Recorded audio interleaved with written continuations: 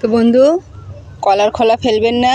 আমরা বাড়িতে কলা খোসাগুলো খাই, এগুলো সব রেখে দেবেন। এই ফল যখনই তুলবো এরপরে তো আবার নতুন গাছে ফুল দরকার আমাদের, ওই জন্য আমরা আবার পটাশের পরিবর্তে কলার খোসা সব গাছের গোড়া দিয়ে দেবো একটু একটু করে।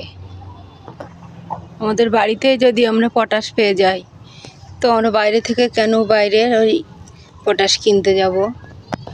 আমরা জৈবভাবে চাষ করব, কেন রাসায়নিক দেব? শরীরের ক্ষতি তো। এই গাছটা দেখুন, একদমই ছোট্ট টব, তাতে দেখুন কত বড় ফল। এটাও আমরা দেব।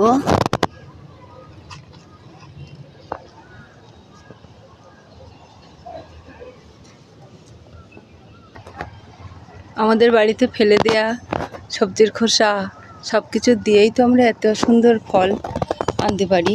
হ্যাঁ, দেখুন কত ফল।